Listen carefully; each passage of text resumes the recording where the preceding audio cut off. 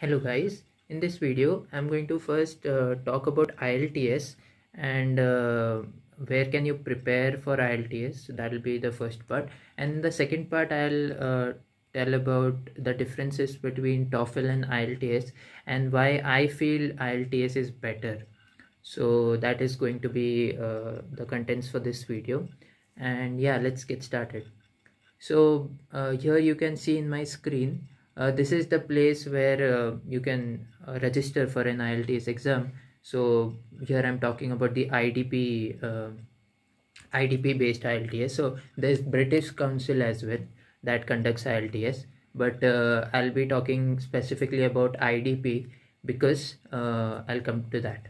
Okay, so here you can just register for the exam, and once you book the exam date, what happens is you get a email from them, and here in the email, here you also get a free IELTS online preparation course. Okay, and this is a very nice course. I mean, I can just show you some. So it looks something like this. So it has 4 sections: academic, writing, speaking, listening, and reading. And so yeah, so this will be only valid for 14 days after you take the exam. So in 14 days you have to complete this whole thing, which is quite possible. I mean, you can do that, and this is a very good resource for preparation of IELTS. It goes through everything that you need for the preparation. So I will highly recommend this. So I actually did not know about this, so I just had about 7 to 8 days to prepare. I mean, I just came to know about this 7 to 8 days before my exam date, and so I did not get a lot of time, but you can do that. So you'll have 14 full days to complete to do this, and I was able to complete this percent of every course in just 7 days, putting the whole time, right? I mean, start from morning to evening. So you will definitely be able to do it in 14 days. So you don't need any other coaching is what I want to say. If you have given the GRE and if you take this course, that is more than enough. Each of these sections also come with what we call exams. So they have 2 exams over here, and when you book for the IELTS exam, the IDP centers also courier you a hard copy of their other exams. So like there are 4 sample exams in the hard copy, and then you'll get 2 over here. So you have 6 exams to prepare before the actual test. So that is also quite nice. So this is what I wanted to tell you about the preparation. So I did not know this, so I could not get the maximum out of it, but you should do that, right? So this was the first thing. The other thing is about so there's always this confusion as to what is better. Is IELTS better or Toefl? And most of the universities accept both the scores. So I'll talk about what is good about IELTS and what is bad about IELTS, and then you can figure it out yourself which one do you want to take. Okay, so starting with the good points about IELTS. So this is entirely my opinion. I mean, it could be different for you. So I'll just explain my opinion, and then you can decide which is better for you. So for the IELTS, mostly the listening and the speaking sections are different. The writing and reading are mostly the same. So let me talk about the good points of the IELTS, especially in listening. So in IELTS listening, you first look at the questions. Okay, so you will be able to look at the questions first about for 30 seconds, and that is more than enough. And then the audio plays, and then you can mark the answers while you are listening to the audio. Okay, so you get the answer of the first. So the main strategy is, in these 30 seconds that you get, you pick up the keywords.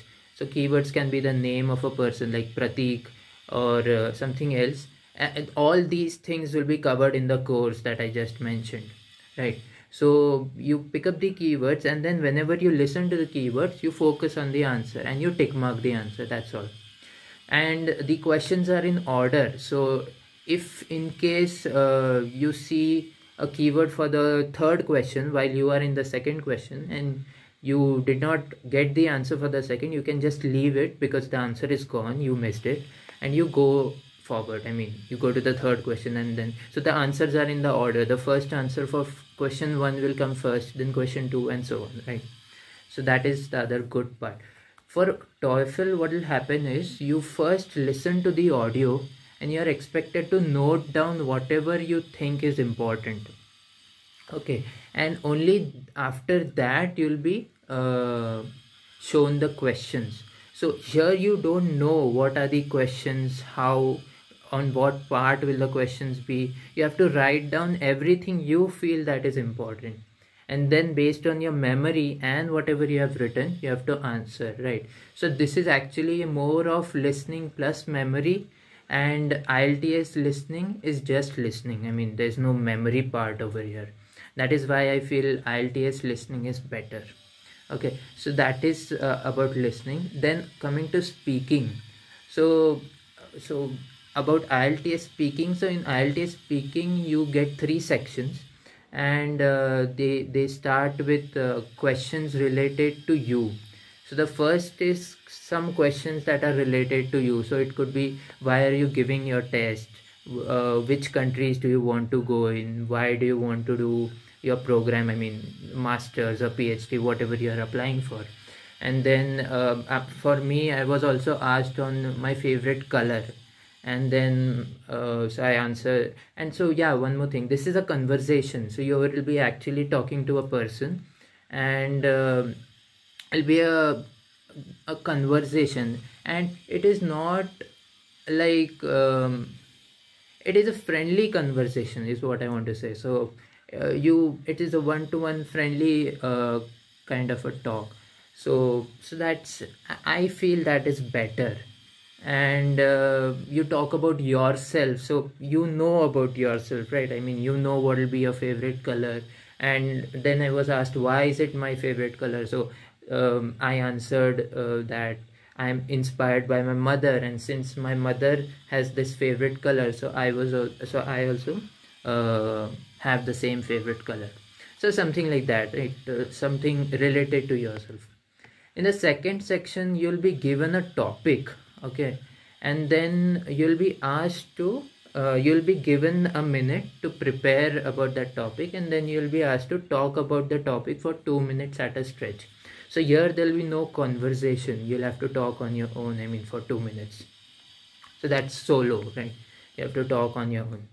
And this can be a little difficult, but I mean with some practice you can do that. I mean, because this actually depends on what topic do you get, and there are a lot of topics that you can get. You can see the various resources that are there online, and what I had got was the most difficult situation that you successfully cleared out of. Okay, so that was my topic. And since I had given my GRE exam, and my GRE was really a disaster. I mean, it was a 10-hour long GRE exam, so it was very difficult. But I mean, I would not say disaster, because I got a good score. So yeah, so I just talked about my GRE, and things were very nice, right? So that was about the second section. The third section is more about a discussion on the second. So afterwards you discuss as to, so then the examiner will ask you about your opinions that you discussed in the second section. So whatever you have told in the second section, mostly there will be questions related to that, and again there will be a conversation. So that's all. This is the IELTS speaking section, and it will go for minimum, I mean, I don't know, 15 to 18 minutes. So this will be just 15 to 18 minutes long, and it is really a good chat between you and the examiner. On the other hand, if you see for TOEFL there are 4 sections, and you have to record these. I mean, you'll have to record your speech. Over here, you don't have a actual examiner. Okay, so the first section, there'll be a topic that'll be given to you, and you have to speak for 45 seconds. Okay, on the topic. So this is quite similar to the solo over here, only the difference is over here you are given 1 minute to prepare, whereas over here you are just given 15 seconds to prepare, and you have to talk over here only for 45 seconds, whereas you had to talk over here for 2 minutes. That's the main difference over here. So this is a little comparable to this, but on a smaller scale. The second section, there'll be a passage that you'll have to read, and then there'll be a conversation followed by it. Okay, and you have to speak in some detail about the opinion of the speaker. I mean, what is the opinion of the speaker in the audio, and then relate it to some issues that are there in the passage. Okay, so over here, if you see, you have to read, you have to listen, and then you have to speak. Okay, so if there is some, if you could not listen to some part, then you are gone. I mean, you don't have any return, right? So yeah, so I feel this is a little more difficult. Again, here you have to do 3 things. You have to read, you have to listen, and then speak. Over here it is just speak, right? And one more thing, over here there are questions related to you. I mean, you are the best person to answer the questions related to you, right? Over here you don't know what will be the topic, you don't know what will be the passage about, so this can be tricky. Then the third thing is about an academic passage. So read an academic passage, then you listen to a lecture which will be related to the academic passage, and then you'll have to summarize the both. Okay, again, now this academic passage can be anything. It can be from science, it can be from history, it can be from, I don't know, geography, anything. And if suppose the subject is not familiar to you, maybe it could be difficult, right? So I mean, I'm just comparing. So if you see, I in my opinion, I feel this is very simple, right? I mean, it is because it is a conversation. There'll be no aspects of academic things. There'll be no aspects. I mean, they can be, but then it'll be dependent on the examiner, and then you can actually answer. Or since there is a human sitting over there, if there are some things that you did not listen for the first, so if say there is something that she told that you did not listen or you at the first time, you can always ask, ma'am, I did not, so my examiner was a lady, so ma'am, I did not get what you wanted to ask. So that is okay. I mean, that is fairly normal. So that is not something that you can do in TOEFL, right? And then there's section 4, where again you listen to a lecture, you are given 20 seconds to prepare, and then you have to speak for 60 seconds. Okay? So yeah, so this is my opinion as to why I feel IELTS speaking is better. Okay, now there are some good, there are some bad points about IELTS as well. The first thing is the speaking does not take place along with the other sections.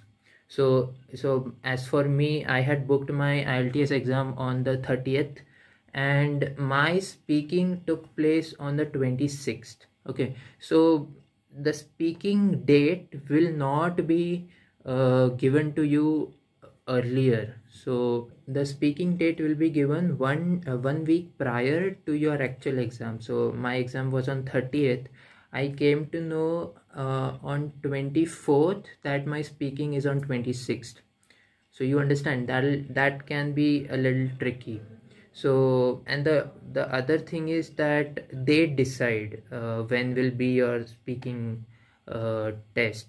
and they don't listen to any excuses. I mean, so for me, what happened was I live here in IIT Mandi, and I had booked a center in Chandigarh because there is no other center nearby.